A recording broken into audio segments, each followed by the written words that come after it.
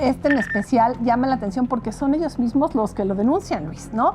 No es que haya salido un periodista, claro. No es que haya salido alguien de oposición, es alguien en quien él confiaba, de su propio equipo, que está diciendo, oiga, pues sí, mi fidelidad y mi lealtad al presidente siempre la demostré, pero no voy a pasar por encima de mis principios.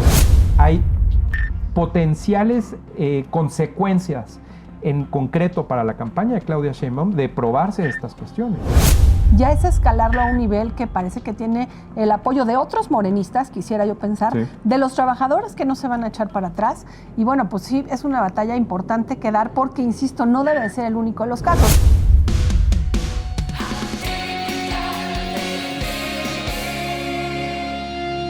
Amigas y amigos, ¿cómo están? Bienvenidos a El Imperio de los Otros Datos en Atypical TV. Feliz año 2024. Maite, ¿cómo estás? Feliz año. Feliz año, Luis. Gracias, igualmente. Pues estamos listos después de varios días que tomamos de descanso, igual que ustedes, y vamos a analizar cómo fue el regreso del presidente López Obrador, sobre todo también el final del año, que el presidente López Obrador en las conferencias de prensa dejó de hacer unas por los días de vacaciones, pero también algo que notamos es que el presidente ha estado saliendo a gira, porque pues el presidente ya está en campaña. Porque ya empezó el proceso. Bueno, no formalmente el proceso electoral, pero ellos ya empezaron campañas. Ya está con todo y está haciendo estas conferencias de prensa en los estados. Cada vez más, me parece, vamos a ver al presidente, sobre todo después de varios meses, casi yo te diría años, que el presidente dejó de salir. No salía. Dejó de utilizar los aviones comerciales. Todo esto ahora ya el presidente vuela en aviones del ejército y ahora pues casi siempre en bases aéreas o en las bases militares, ahí es donde se hacen las conferencias de prensa. Y el presidente en estos días, lo que hemos visto es obviamente mucha reacción a temas que se le han ido complicando y que vamos a discutir en específico hoy.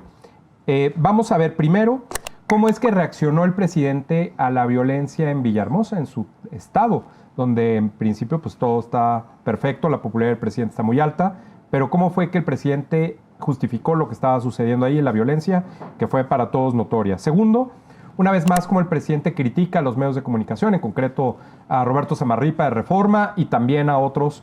En el camino habló de Ciro, en fin, hay varios temas ahí que podemos regresar a notar qué es lo que intenta el presidente contra los medios de comunicación. Tercero, esta supuesta ideología de izquierda del presidente progresista, pero que cuando se va a temas LGBTQ+, no entiende, no sabe, y cómo fue que el presidente justifica que él puede darle, él dijo, besos a un hombre vestido de mujer. Pero bueno, ya platicaremos de eso.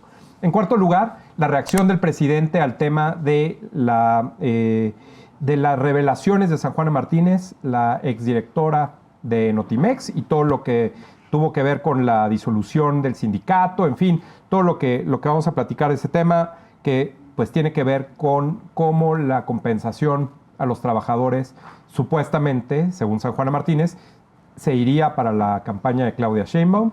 No es nuevo esto de que los gobiernos les pidan a sus empleados dinero para las campañas. Y en quinto lugar, cómo el presidente ha defendido a la que supuestamente debe ser una fiscal independiente, que es Ernestina Godoy, y que claramente pues el presidente está muy enojado de que no le alcanzaban los votos para que pudiera ser reelecto. Entonces, ¿qué te parece si vemos nuestro primer tema, que es cómo reaccionó el presidente a la violencia en Tabasco? Vamos a ver. Lo de Villahermosa, no. Se enteraron hasta en el Vaticano. Fue la nota. Afortunadamente no pasó a mayores. Pues habría que preguntarle a Andrés Manuel López Obrador qué tipo de prensa quiere, porque claramente lo que quiere es una prensa que desinforme como él lo hace en las mañaneras. En realidad a mí sí me parece muy emblemático, ¿no? Que sea Tabasco este lugar en donde la violencia empieza a desatarse. Y ojo, aunque intentan minimizarlo diciendo, pues son algunos asaltos de alguna manera coordinada. Oye, no es el joven que no tiene que comer o el padre que no tiene que llevar algo a su casa y de repente asalta a alguien y le quita las bolsas del súper. No, es un operativo súper bien armado por el crimen organizado. Entonces, no, la verdad es que sorprende mucho que siendo su propio Estado, el presidente salga a quitarle toda la importancia cuando la población ha estado apanicada, Luis, durante varios días, incluso sin salir de casas, muchos de ellos. Y cuando, pues, bueno, no hubo muertos, probablemente por eso minimiza el caso, porque en un país de las masacres, los operativos del crimen organizado mandando un mensaje político parecen no tener tampoco ninguna consecuencia. Entonces, ante la negación de las masacres, que niegue que todos estos asaltos coordinados son en realidad un mensaje que le está mandando el crimen organizado, obviamente al gobierno local, pero seguramente al gobierno federal y al propio presidente, pues te dice mucho cómo ve él la dinámica de inseguridad, cómo no le genera ninguna importancia y cómo no siente ninguna amenaza a su propio gobierno, pero sobre todo cómo no ve que la población se puede ver afectada. A mí me llama la atención que crea que somos tan ingenuos. Primero, con su población cercana, con sus paisanos, digámoslo de alguna manera, y segundo, con quienes sí acudimos a informarnos en otros medios de comunicación y no solo en su propio espacio en la mañanera, para entender qué es lo que está pasando en varias entidades federativas. Me llama la atención cómo reacciona de manera siempre a la defensiva y nunca reflexiva, sobre todo nunca empática. Es mucho de lo que hemos hablado ya, Luis. Sí, no, el presidente sin empatía alguna, tratando de minimizar algo que es evidente, que todo el mundo vio, que todo el mundo supo. No tenías que vivir en Tabasco para enterarte de lo que estaba pasando. Pero además, el fracaso explícito de la estrategia, incluso en su propio estado, en la capital del estado donde es el presidente López Obrador, que busca, según él mismo lo ha explicado, ir a las causas. Y si en el mejor de los casos no es el crimen organizado, dice el presidente, pues entonces, ¿qué grado de descomposición social existe para que no sea algo organizado, es decir, alguien que se dedica a eso todo el tiempo, sino manifestaciones espontáneas de la propia ciudadanía. Y muy simultáneas, para no ser organizadas. Para algo que pues tendría que ser responsable el gobierno. Y la forma de negarlo es quitarse la responsabilidad de algo que es lo mínimo que tendría que estar haciendo el presidente López Obrador y su gobierno, y los gobiernos de los estados y los municipios en coordinación, para tratar de evitar que haya este tipo de acciones. Yo no veo cómo el presidente puede justificar que su política de seguridad ha sido exitosa o que ha sido buena, si vemos los resultados y si además ya ha llegado al nivel de que el propio presidente diga, no es el crimen organizado, es la ciudadanía. Yo creo que el objetivo del presidente, por supuesto, es dejar a un lado la responsabilidad y dejando a un lado la responsabilidad, entonces poder hablar de otros temas que vamos a ver hoy, por ejemplo, hoy, pero que no entiende, y el presidente ya no tratar de no tomar ningún tema, no clavarse y hablar de lo bueno, de que pues también podemos tener dudas sobre cómo lo está explicando, ¿no? Claro, y ya no solo es, que ya le hemos hablado aquí mucho, su fallida estrategia de seguridad, sino creo que ya está siendo muy trillada su estrategia de comunicación, Luis. Esto de golpear al mensajero, de siempre atentar contra los medios de comunicación y aprovechar su espacio visible, pagado con recursos públicos, para criticar a unos y otros y desviar siempre una pregunta que tiene que ver con una responsabilidad de Estado, para decir, no, pues es que son los medios, incluso, ¿no? Se enteró hasta el Vaticano, casi se queja de que esta noticia de Tabasco ha sido muy difundida. Me parece que es evadir totalmente su responsabilidad, pero además seguir provocando esta animadversión para los medios con todos los seguidores que con fanatismo y pues la verdad es que con una fidelidad casi religiosa atienden a lo que dice el presidente. Entonces no se da cuenta cómo esto golpea la credibilidad mediática y golpea la democracia. Y fíjate que seguramente a todos ustedes también en estos días que pues convives, estás en reuniones, fiestas, cenas, comidas, en fin, junto a amigos y familiares, cuando platiqué con gente que simpatiza abiertamente con el presidente López Obrador y su percepción o su opinión de los medios de comunicación, que me parece que es consecuencia de todo lo que el presidente ha ido sembrando a lo largo del tiempo, les decía, bueno, pero ¿por qué los medios no publican o por qué los medios no demuestran lo que tú estás diciendo respecto de lo que hace el presidente? ¿Y sabes qué me dijeron? Me dijo, es que a los medios hay que creerles la mitad. La mitad, ajá. O nada. O nada. Uh-huh. Esa es la respuesta. Entonces, ante una respuesta así, pues ya mejor no le sigues porque se echa a perder la comida o se arman los golpes, ¿no? Pero podrían no ser los medios, Luis. Podría ser la academia, podría ser incluso el propio equipo del presidente. Aquí vamos a ver cómo luego el propio equipo del presidente es quien denuncia la corrupción. Y cuando te dicen un tema así, pues la verdad es que ya no hay forma de seguir platicando, ¿no? Es algo que el presidente, que en algún momento generó debate y que daba para que dos bandos discutieran una misma idea, ahora ya no se puede, porque ya ponen esa barrera. Es dogma contra argumento, ¿no? Claro, sí. y pues los medios de comunicación, que crees la mitad, dije, bueno, pues, pero fíjate, vamos a ver ahorita, en la siguiente cápsula, cómo el presidente nuevamente contra los medios, y así va a ser, así se va a mantener, porque a fin de cuentas el enemigo principal del presidente López Obrador son los medios de comunicación, porque son los que demuestran que el presidente miente, que el presidente no dice las cosas completas, que la evidencia no lo respalda. Vamos a ver qué fue lo que dijo el presidente respecto a los medios y regresamos para platicar. De acuerdo. Más que llama mucho la atención, ¿no?, de que Roberto Samarripa, que era un periodista formado en La Jornada, imagínense,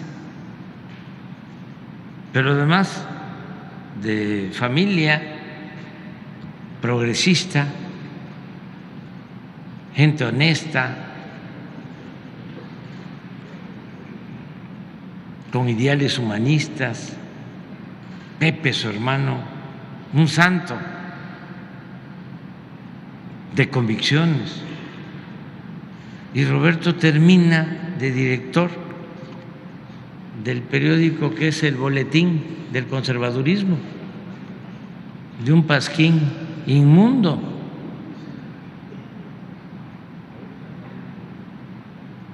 Agarrado de la mano de los Junco de Nuevo León. ¿Saben ustedes? Claro que lo saben, porque ustedes son expertos, son profesionales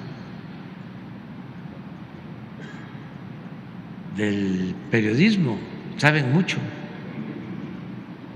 ¿Saben lo que es el norte de Monterrey? Les sigo mencionando algunos periódicos de esos, de antes, conservadores. No, ya no. Que viva la libertad y que viva la prensa libre. Y vámonos a desayunar. A ver, primero falso, porque lo de Coahuila lo supimos todos. Todos expresamos una opinión negativa al respecto de lo que ocurrió ahí, esos acuerdos que se hacen. El que no se entera de lo que los medios publicamos es el propio presidente, porque creo que podría darse cuenta de cómo sí hay equilibrio y sí intentamos demostrar cómo su gobierno comete fallas, pero también aciertos, y cómo la oposición pues también a veces comete errores y deja mucho que decir, Luis. Y creo que aquí pues la constante crítica a los medios, lo decíamos en la cápsula anterior, tiene que ver con su dificultad para tener argumentos, pero sobre todo para presentar avances, datos. Creo que el tema de además mencionar siempre algún periodista en específico, claro. En esta ocasión se refirió a Roberto Samarripa, ¿no? Sabemos nosotros que el periódico Reforma ha estado siempre identificado como un periódico de derecha, a pesar del esfuerzo que ha hecho los diferentes directores editoriales para también mostrarse, pues ahora sí que interesados en el tema de la distribución socioeconómica, de la pobreza. Ya cuando un medio de comunicación recibe etiquetas es muy difícil que logre zafárselas, y menos cuando enfrenta pues desde las mañaneras ahora sí que a un mandatario de Estado. Mira, aquí puede haber quien respete y admire a Roberto Samarripa. Lo que no podemos negar ninguno de nosotros, incluso quienes hagan críticas al respecto de cómo hace periodismo Roberto Samarripa, es que es un periodista serio. De repente lanza temas polémicos. Creo que, por ejemplo, el tema de proponer que el INE hiciera pues un mapeo de cómo está la violencia en los estados para poder prevenir cómo haces la instalación de casillas y demás, sí rebasa las facultades de lo que el INE respondió, y los consejeros ahora sí que con mucha claridad diciendo eso no nos compete, pero es un periodista que siempre te va a otorgar datos, que siempre te va a otorgar propuestas, y creo que el presidente no acaba midiendo cómo sus ataques a los periodistas, cuando son además muy personalizados, generan violencia, Luis. Podría presumir, claro. Y aquí creo que es responsabilidad nuestra reconocer que del 22 al 23 sí se redujeron los homicidios a los periodistas, ¿no? Por lo menos, ahora tuvimos 45 periodistas asesinados, que es un número altísimo, pero sí se redujo. El año anterior tuvimos 14 periodistas más. Entonces, pudiendo reconocer que hubo un avance que quizá ya podemos empezar a contar en reversa y ojalá así sea de ahora en adelante, lo que hace él es a estos periodistas como a Ciro Gómez Leiva, que han sido amenazados de muerte, que han recibido atentados, los sigue violentando en su mañanera. Si a alguno de ellos le pasara algo, tendría que ser el primero responsable, Luis. Y el presidente en su colección de menciones a periodistas, pues le va ampliando dependiendo el medio al que quiera atacar y sobre todo el objetivo que busca el presidente es desacreditar. Desacreditar a medios de comunicación que dependen de la verdad para sobrevivir. Un medio de comunicación, si publica algo que no es cierto, pues simplemente la gente lo deja de leer, los patrocinadores se van y el medio cierra. Es muy natural el ciclo, no hay nada extraordinario respecto de cómo funcionan. Entonces, si el presidente aquí quiere competir diciendo yo lo que digo es verdad y los otros están diciendo mentiras, cuando pues se han pedido información a las conferencias para saber dónde está lo que sustenta lo que dice el presidente y les dicen que no, o no existe o no lo tienen o se les perdió o lo que sea, pues entonces ahí está claro. El medio tiene circulación, un periódico, un canal, tiene patrocinadores, en fin. A la conferencia de prensa no la ve nadie. La ven cada vez menos gente, menos de los seguidores del presidente, y no porque salga o porque esté en campaña o porque critique más a los medios de comunicación. Entonces vamos a ver una modificación en el consumo de la conferencia. No, simplemente el presidente va a seguir defendiéndose de los medios de comunicación, lo cual demuestra también, y lo hemos reiterado, que el presidente no pone la agenda, el presidente va detrás de los medios de comunicación, el presidente reacciona ante los medios de comunicación y su reacción es esta: atacar, insultar, inventar cosas, y lo que acaba siendo una fuente de violencia, una fuente, no estoy diciendo que sea la razón principal, pero es una fuente de violencia donde alguien que tiene la autoridad como el presidente y la responsabilidad ataque a los medios de comunicación, después dice, no, es que lo que el presidente dijo no. Ah, bueno, entonces, ¿la palabra del presidente pesa o no pesa?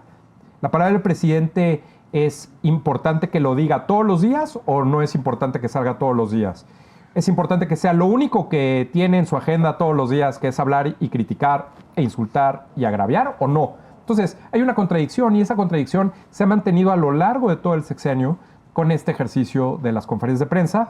Y desde la elección intermedia del 2021, que no fueron los resultados que el presidente esperaba, especialmente en la Ciudad de México, donde se juntan los medios de comunicación nacionales más importantes, pues es ahí donde el presidente empezó a atacar a los medios directamente. Entonces creo que esa parte, hay una lógica del presidente de tener esta misma línea de ataque que no va a soltar, que me parece que va a intensificar, y va a ampliar.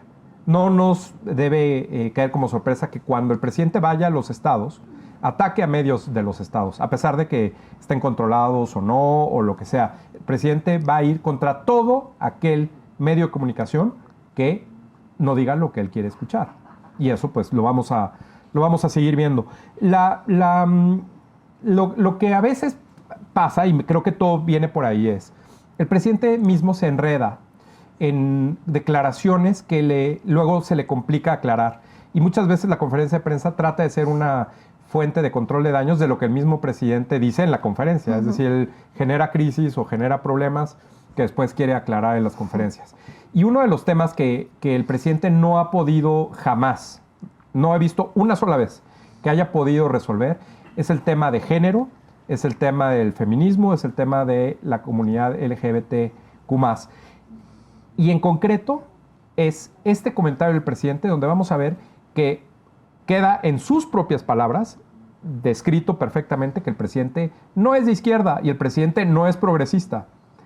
A lo mejor no toda la gente entiende o sabe o conoce o quiere conocer qué es ser de izquierda o ser progresista, pero lo que dice el presidente que es, no es. Y vamos a ver qué fue lo que dijo y regresamos a platicar. Indicándome porque le di un beso a un señor vestido de mujer. Yo beso a los hombres y me besan, y el hombre tiene sentimientos. ¿Y saben qué me sucede? Con bastante frecuencia, nada más que eso afortunadamente no sale salió de una dama, de una compañera que me besó la mano y no me da tiempo de devolverle el beso. Pero hay hombres que me besan la mano o me dan un beso y yo les doy también un beso. Ayer besé a muchos. ¿Cómo no? Esa es parte de mi manera de ser, son mis sentimientos. ¿Por qué no voy a abrazar? ¿Por qué no voy a besar? ¿Qué tiene que ver la preferencia sexual? Un beso en la mejilla. Lo que demuestra es una profundísima ignorancia. A mí me da risa y no me debería de dar risa, Luis, porque creo que ya deja tú de izquierda o de derecha, es un tema de derechos humanos. Claro. Y aquí el presidente está completamente fuera. Pareciera que estamos en los 70s o en los 80s, en donde probablemente estos temas no estaban documentados, no estaban socializados, había que documentarse y aprender y sensibilizarse. El presidente presume ser el besador de hombres y le da mucho orgullo serlo, creyendo que eso lo hace progresista. Y lo que está haciendo es no identificar la diferencia entre preferencia sexual y orientación sexual. Claro. Porque aquí estamos hablando de una mujer trans que además pues, es de su partido. Me sorprende mucho, el nombre de ella es Salma Luébano. Claro. La reacción de la propia diputada, porque ella creo que tenía una enorme oportunidad de visibilizar cuando la población comete los errores que comete el presidente. Digo, a cualquier ciudadano probablemente podríamos disculpárselos porque hay todavía un tramo que recorrer en donde hay que tener información, en donde hay que saber cómo se le denomina a la comunidad LGTB, ¿no? Q+, qué significa cada una de estas siglas. Sería interesante escuchar si el presidente sabe, ¿no? Yo creo que el presidente no tiene mucha idea y tendría que haber tomado, así como no quiere tomar inglés, así como no quiere informarse sobre la diferencia entre neoliberalismo y política social, tendría que tomar una clase de inclusión y de diferenciar las orientaciones sexuales de las preferencias sexuales. Aquí estamos hablando de una orientación, no de una preferencia. Entonces, mira, no es aquí donde yo voy a dar una clase, pero lo que sí indigna mucho es que él sobrepone pues como el ser cuestionado por haberle dado un beso que él denomina un hombre, cuando en realidad es una mujer trans, no sabe ni siquiera nombrarla con claridad, después de una disculpa que no tenía que haber dado. Claro. O sea, una persona que viene de un partido que se dice de izquierda tendría que saber cómo nombrarlo. Una persona que viene de un partido de derecha también. Claro. Puede estar o no de acuerdo con la orientación sexual o no sentirse identificado con una preferencia sexual determinada. Nadie obliga al otro a hacerlo. Pero tiene que respetar las denominaciones y tiene que respetar que están reconocidos legalmente. Sí. ¿Qué pasa con la diputada que desaprovecha totalmente la oportunidad? Dice, no, yo sé que no lo hizo con malas intenciones, de alguna manera lo disculpa y creo que era un muy buen espacio para que desde el partido, desde la Cámara de Diputados y desde pues alguien que personifica y a quien le costó mucho trabajo obtener una curul, pueda decir, las personas trans tenemos derechos políticos y tenemos derecho a ser nombrados como se nos debe nombrar.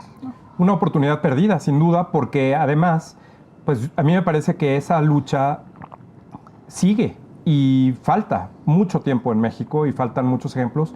Y cuando pasa en otros contextos, o si esto hubiera pasado, pues no sé, de otro partido, hubiera sido un escándalo, hubiera habido todo tipo de manifestaciones, pero lo dice el presidente con estas palabras, como lo dices, no solo de minimizar, sino hasta en cierta forma de despreciar, con cierta, pues no sé, un sentimiento de lejanía que acaba haciéndose el chistoso diciendo, pues, soy el presidente más besucón de la historia desde Santana o veto a saber, ¿no? Sí, sí. ¿Cómo es posible que el presidente no tenga a alguien que lo asesore y que, si lo tiene, le diga, lo que tienes que decir, presidente, si te preguntan de esto, es que digas que le diste un beso a un hombre vestido de mujer? O sea, no es solamente la ignorancia del presidente, que pues ya hemos visto que ahí está, es clara para todos, sino también y en especial a todo ese grupo que rodea al presidente, que todo el tiempo están diciendo que es la izquierda, que es los progresistas, que en teoría debieran defender a estos grupos minoritarios, que debieran entender cuál es la lógica, por qué se discute, cómo se discute, y por qué esa forma de hablar y esa forma de definir daña el debate y además los aleja por completo. Porque a mí me parece que la comunidad LGBTQ+, no porque la diputada Salma Luébano haya disculpado al presidente, ya queda exonerado, para nada. Yo creo que deben estar plenamente conscientes que el presidente no está de su lado. Hay una fotografía en algún momento al inicio de las mañaneras, en el primer año me parece, en la que el presidente se subieron con la bandera en el atril, en la conferencia en Palacio Nacional, y el presidente agarra la bandera de arcoíris con las uñas. O sea, casi. Como si se fuera enferma. Sí, como si fuera contagioso, no sé, así, claramente molesto e incómodo, cuando él es el líder de este movimiento. ¿Qué piensa la comunidad? Sería interesante saberlo y sería interesante también ver fuera de Morena, fuera de una diputada de Morena, ¿qué opina la comunidad respecto a este tipo de reacciones? Repito, no solo del presidente, sino de todo el círculo que está alrededor y de las propias diputadas trans que pues no saben cómo lidiar con este problema que tienen, que es el puesto que tienen del partido del presidente y defenderlo ante algo que es clara y notoriamente afectado para ellos. Así es. Así que yo no sé, yo creo que a mí me da mucha pena porque la esperanza y la ilusión, la expectativa que tenían varios grupos, no solo la comunidad LGBTQ+, sino varios grupos que tradicionalmente se identifican con la izquierda, con minorías, depositaron en el gobierno del presidente y en este presidente, y esta es la respuesta que les da. Así es. Y se ha repetido a lo largo del tiempo deja tú las conferencias, en otros lugares, en otros mítines, en otros momentos del presidente, donde demuestra, pues, no solo la ignorancia, sino, me parece, un desprecio claro. Y si tú comparas, ahora que hablamos del presidente Besucón, porque nos quedó claro cómo se dan besos en la mano, lo hizo 4 veces, cuando da besos a niñas o niños, sabe dar besos bien el presidente. Y el presidente sabe cómo acercarse. En fin, creo que esta cuestión pues revela al presidente tal cual es y revela la incapacidad de atender un tema de política pública, porque también es un tema de política pública, de gobierno, de empatía y de identificación con grupos que debieran ser los que apoyan al presidente. Claro. Y cuando pide la disculpa, Luis, que insisto, lo hizo después de esta mañanera y lo tenemos que documentar también y registrar, creo que el daño está hecho.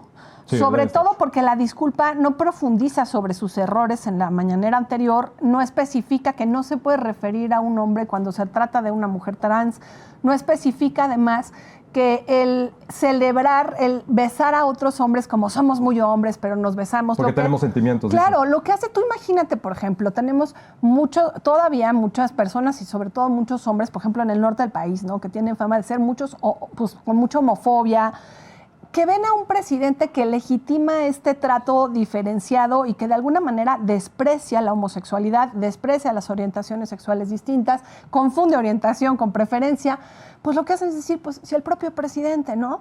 Le llama hombre porque en el fondo es hombre. O sea, es desconocer por completo cuál ha sido la revolución en estos términos y no adaptarse a los cambios y sobre todo seguir violentando discursivamente los derechos humanos de las y los otros. Mira, si a alguien no le quedó claro, el presidente López Obrador es machista y tiene una masculinidad muy frágil.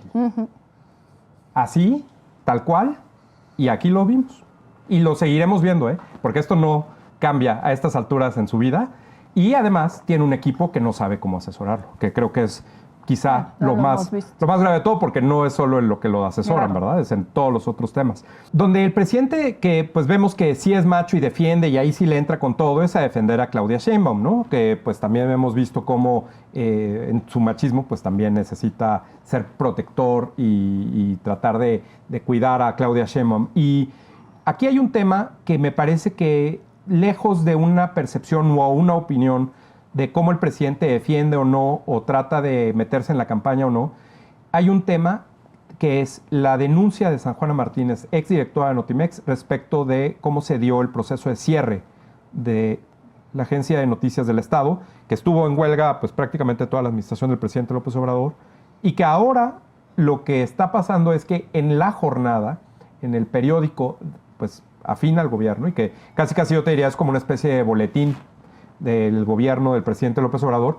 denuncia y escribe un artículo donde explica que dentro del acuerdo para la disolución de Notimex y el pago al sindicato, tendrían que dar una parte, el 20% de su sueldo, de esa compensación para la campaña de Claudia Sheinbaum, dicho por San Juana Martínez, que ahí estaba, ahí ha estado junto al presidente, muy sonriente en las primeras conferencias y que en principio pues es del equipo del presidente. ¿Qué pasó ahí y cómo reacciona el presidente? Vamos a ver qué fue lo que dijo y regresamos a este tema que me parece que va a dar mucho de qué hablar.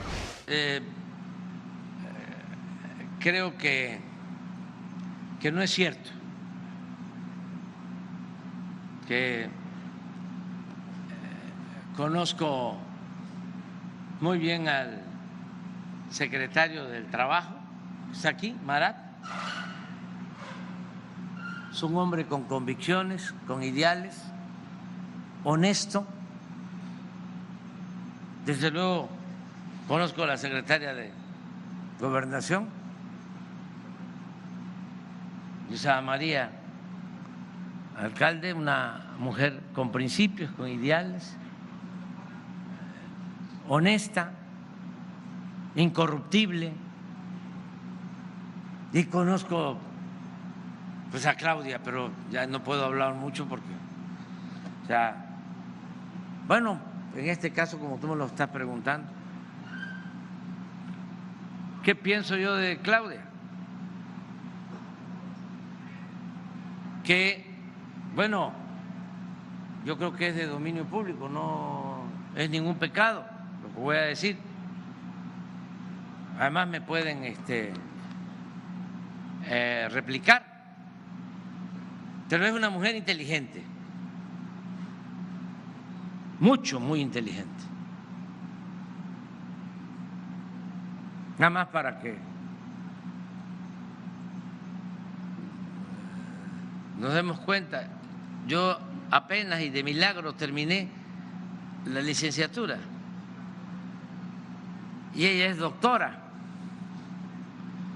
Cuando la conocí y la invité a trabajar, que era yo jefe de gobierno, ella me ayudó como secretaria de Medio Ambiente, estaba de investigadora en el Instituto de Ingeniería de la UNAM. Entonces, es inteligente. Es una mujer con convicciones. Pues mira, lo que dices creo que no es cierto, ¿no? Ahí todavía dice uno, bueno, va a abrir la posibilidad de decir que se investigue y una vez que tenga yo los datos sobre la mesa daré una respuesta, pero por lo pronto necesito pruebas, ¿no?, de lo que San Juan está diciendo.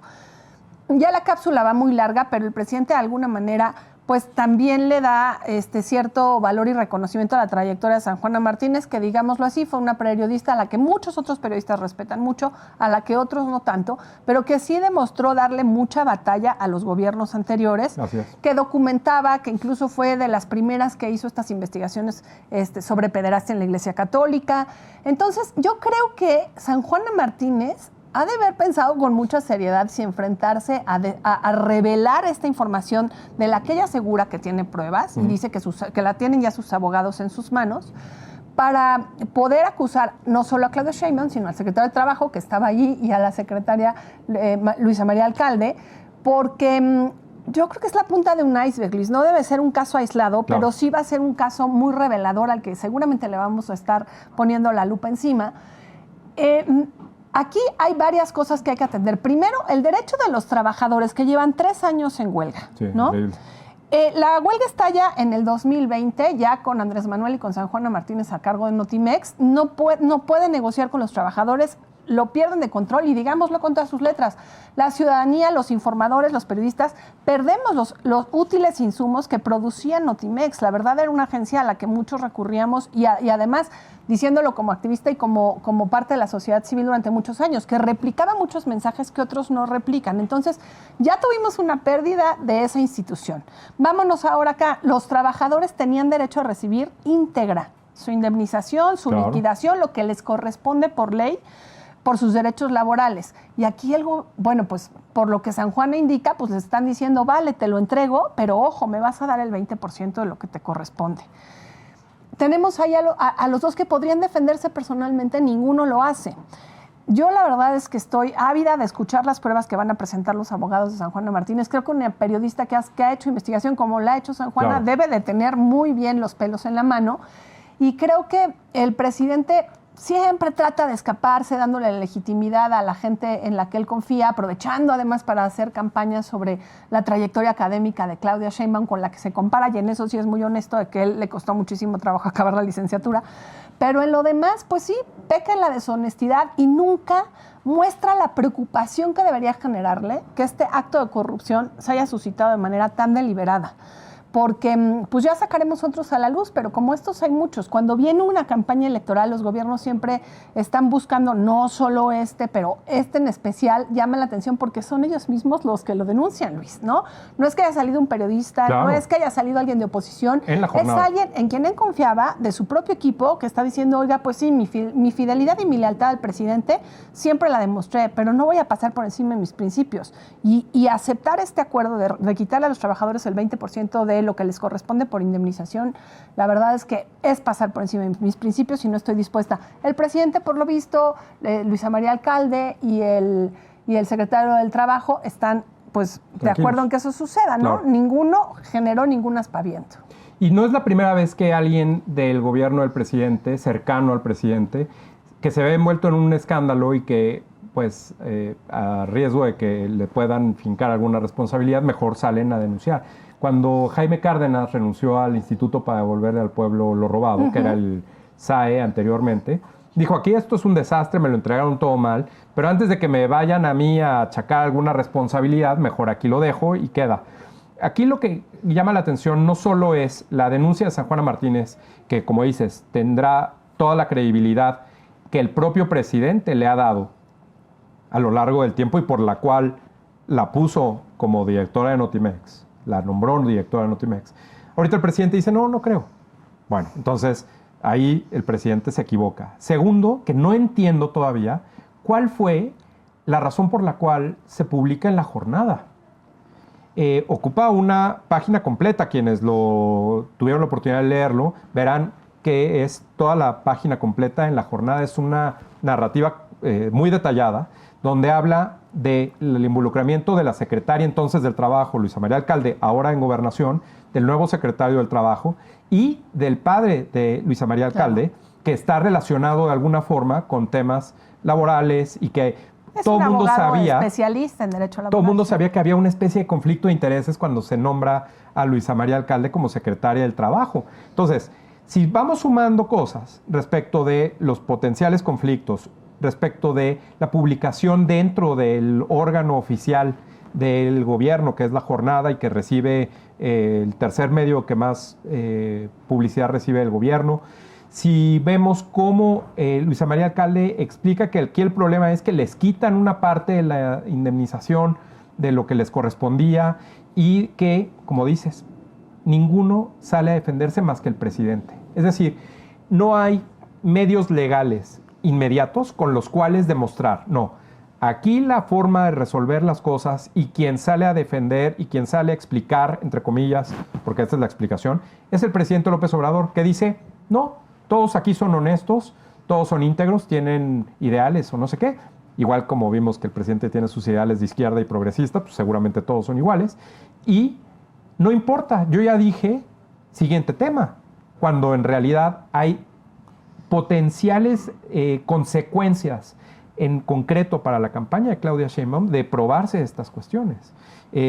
Vamos a ver si la actuación de San Juana Martínez en los próximos días, los abogados y todo este tema, no acaba siendo como la diputada Salma Luébano, que digan, bueno, la verdad es que me confundí, no era 20% de la indemnización, era otra cosa, perdón, error mío, no lo sé. Vamos a ver si realmente hay una denuncia clara y lo que sí vamos a ver es que San Juana Martínez desaparecerá, así como desapareció del ámbito público Jaime Cárdenas, como han desaparecido tantos que han tenido o se han visto envueltos dentro del gobierno del presidente López Obrador en escándalos, simplemente los hacen a un lado, el presidente da su explicación, su versión de las cosas, y entonces todo se termina temporalmente. A mí me da la impresión de que San Juana va a ir más allá de eso, Luis. A mí también, ojalá. Cuando dicen mis abogados tienen ya la documentación correspondiente, cuando, como dices tú, la propia jornada lo publica, claro, ya es escalarlo a un nivel que parece que tiene el apoyo de otros morenistas, quisiera yo pensar, sí, de los trabajadores que no se van a echar para atrás.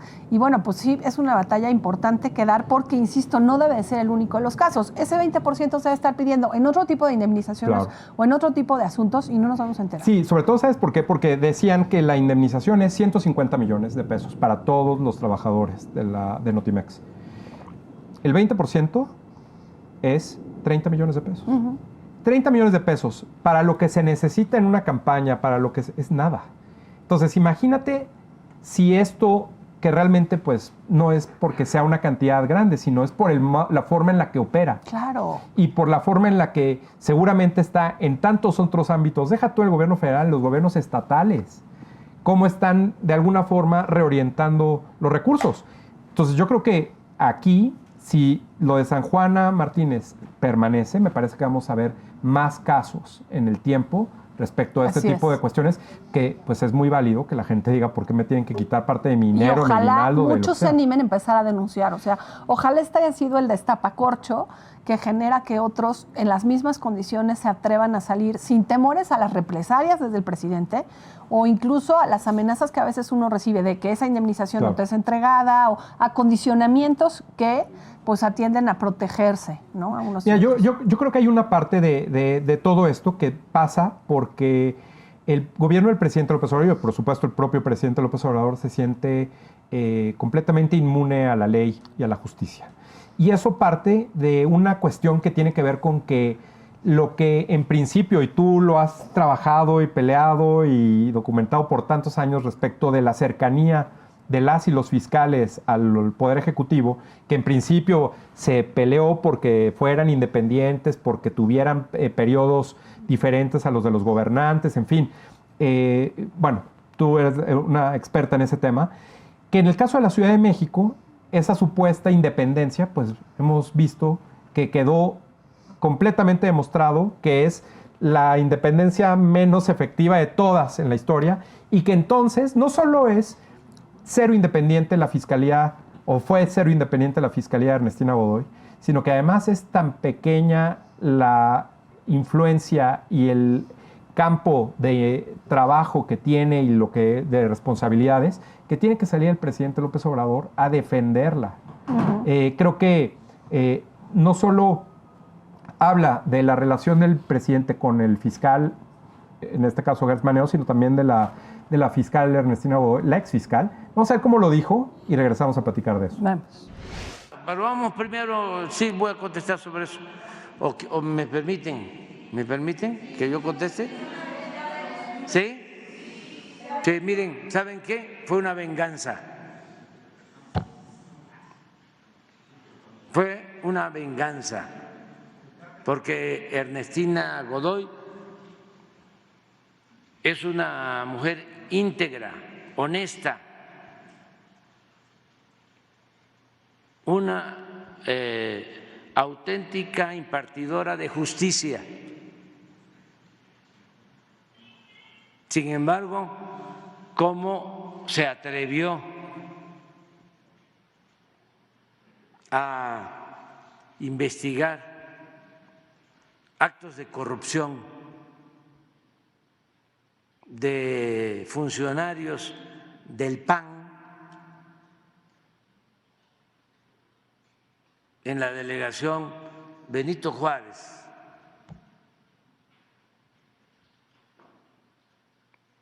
Y en otras partes. Bueno, supongamos, antes de entrar en detalle, nada más esto último que dice el presidente. Supongamos que sí hay un caso de investigación. Pues nadie está en la cárcel. Nadie. No hay sentencias. Y el avance de eso, pues, es nulo. Entonces, ¿dónde está la efectividad? Decía Germán Martínez hace unos días.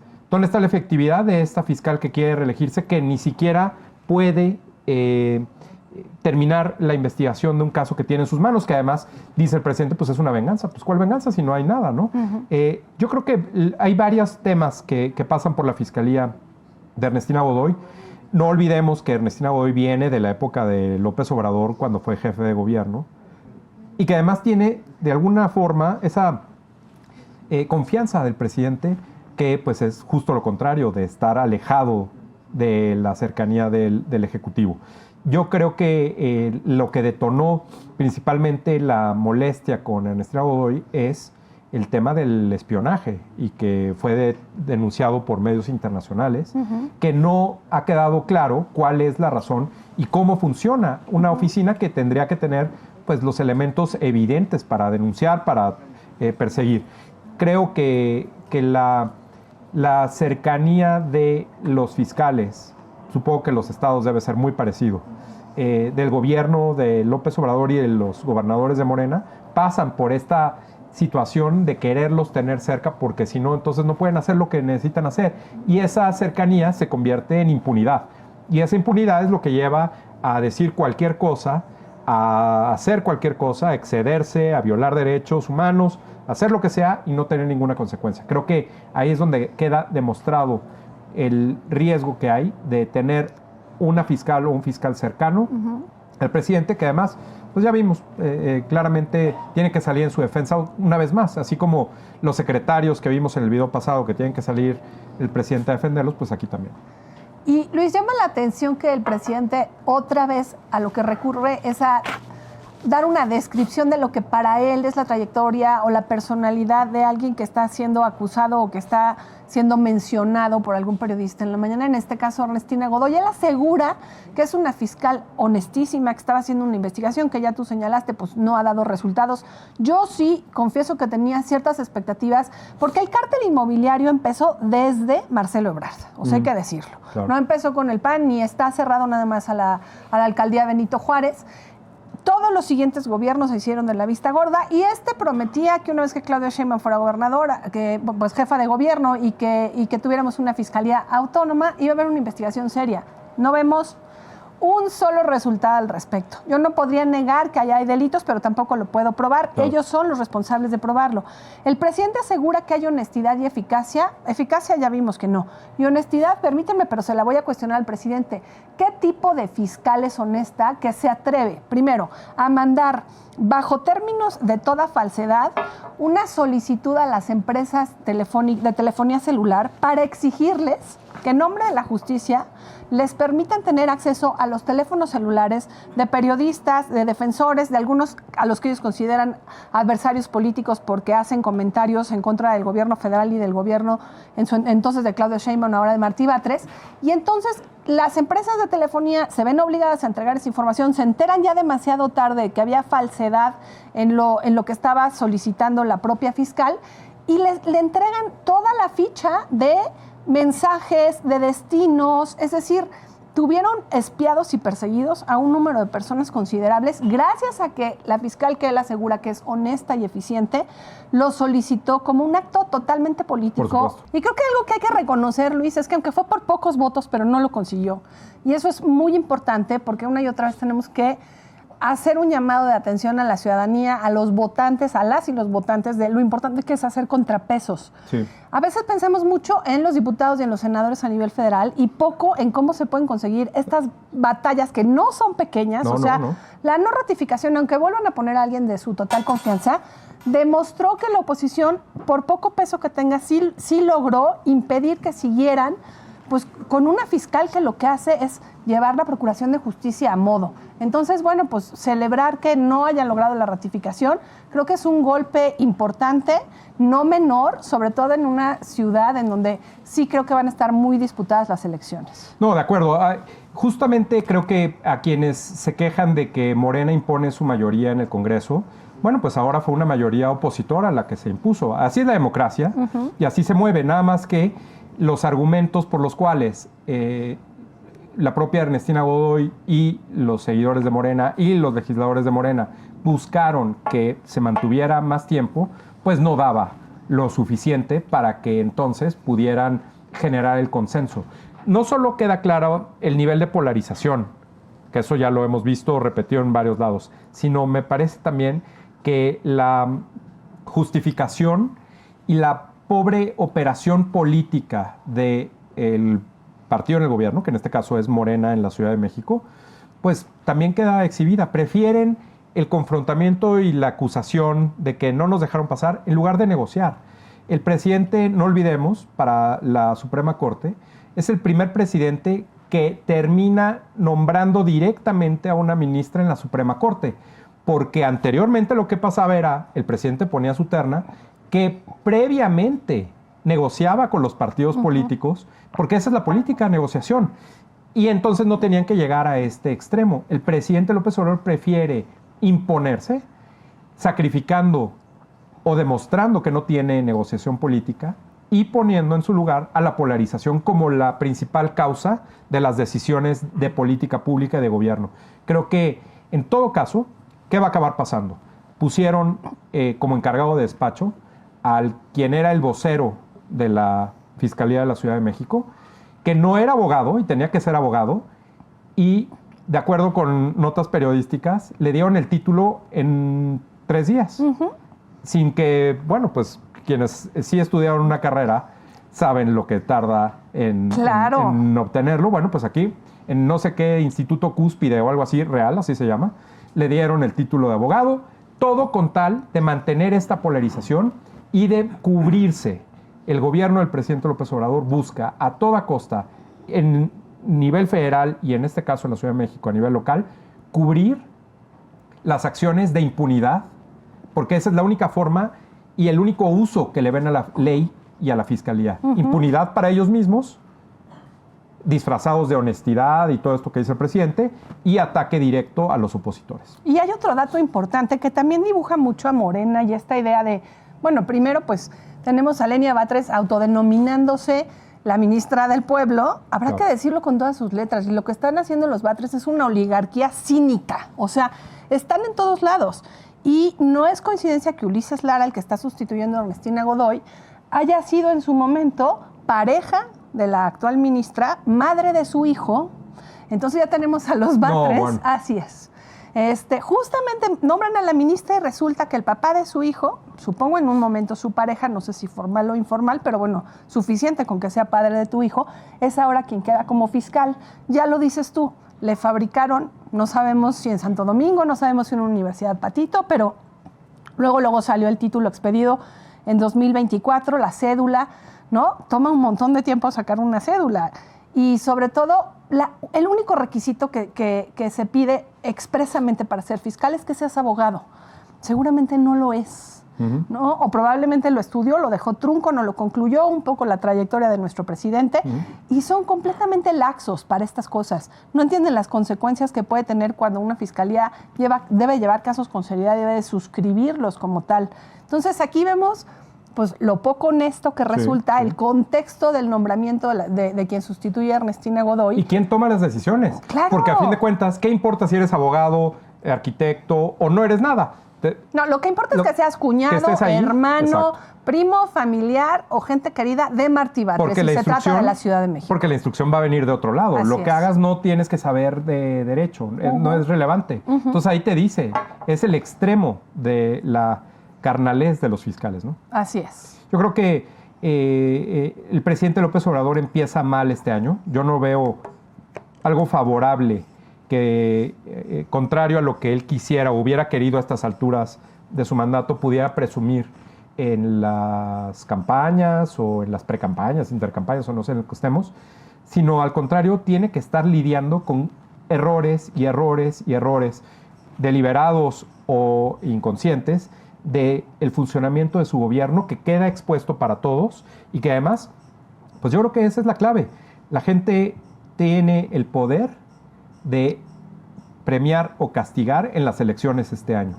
Que no lo olviden y que lo vean y lo valoren y lo discutan entre todos. Creo que esa es finalmente la gran lección, y ese es uno de los objetivos no solo de este programa, sino de Atypical en general, para tratar de generar debates y que la gente pueda tener los elementos para tomar una decisión más completa. Seguiremos analizando a lo largo de este año y, por supuesto, Les deseamos a todos un feliz año para ti. Igualmente. No olviden vernos todos los viernes a las 12 del día, mandarnos sus comentarios, sus likes y suscribirse, por supuesto, a Typical. Y nos veremos la próxima semana. Gracias, Maite. Gracias, Luis, que estén muy bien. Un muy buen 2024. 2024 para todos ustedes. Gracias. Nos vemos.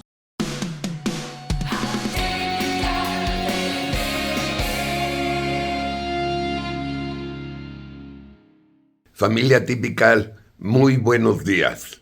Primera carta del 2024 y estoy muy emocionado de estar en contacto con todos ustedes. Bueno, la carta que he escrito este jueves para Typical TV se la dirigí a todos los mexicanos demócratas y espero que como cada jueves me hagan el favor de viralizar este video entre sus conocidos y amigos. Bien, vamos a la carta.